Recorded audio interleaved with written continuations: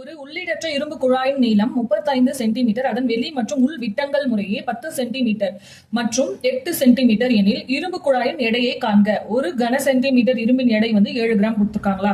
இரும்பு குழாய் நமக்கு எந்த ஷேப்ல இருக்கும்? உள்ளீடற்ற உருளை வடிவத்துல இருக்குமா?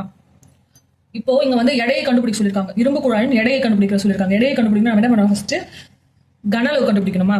உள்ளீடற்ற உருளையின் கன அளவு கண்டுபிடிக்கிறதுக்கான ஃபார்முலா என்ன? V equal to pi into capital R square minus small r square into h. இங்க பையோட வேல்யூ 22/7. Capital R வெளியாரம்.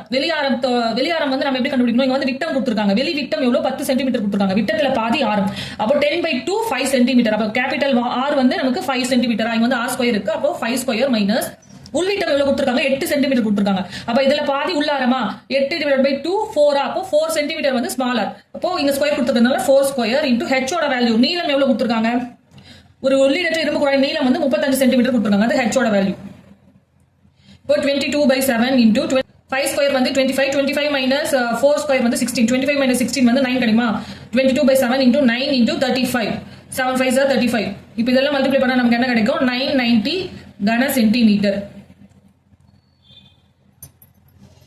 இப்ப இங்க என்ன கொடுத்திருக்காங்க? ஒரு கன சென்டிமீட்டர் இரும்பின் எடை 7 கிராம் கொடுத்திருக்காங்க. நம்ம இரும்பு குழாயோட எடையை கண்டுபிடிக்கணும். ஒரு கன சென்டிமீட்டர் இரும்பின் எடை 7 கிராம் கொடுத்திருக்காங்க. அப்ப இங்க 990 கன சென்டிமீட்டர் இருக்கா? அப்போ 990 into 7 மல்டிப்ளை பண்ணா மொத்த இரும்பு குழாயோட எடை கிடைக்குமா? 990 into 7 ஈக்குவல் டு மல்டிப்ளை பண்ணா நமக்கு என்ன கிடைக்கும்? 6930 கிராம் கிடைக்கும். ஏன்னா இங்க கிராம்ல தானே கொடுத்திருக்காங்க. அப்போ 6930 கிராம். இது மொத்த இரும்பு குழாயோட எடை. ஆனா ஆப்ஷன்ல நமக்கு என்ன கொடுத்திருக்காங்க? கிலோகிராம்ல கொடுத்திருக்காங்க. இப்ப கிராம் நம்ம கிலோகிராமா சேஞ்ச் பண்ணனும். என்ன பண்ணனும்? 1000 ஆல டிவைட் பண்ணனும். இப்போ 6930/1000. இத கேன்சல் பண்ணா நமக்கு என்ன கிடைக்கும்? 6.93 கிலோகிராம் கிடைக்கும். இப்போ இதுக்கான ஆன்சர் ஆப்ஷன் A 6.93 கிலோகிராம்.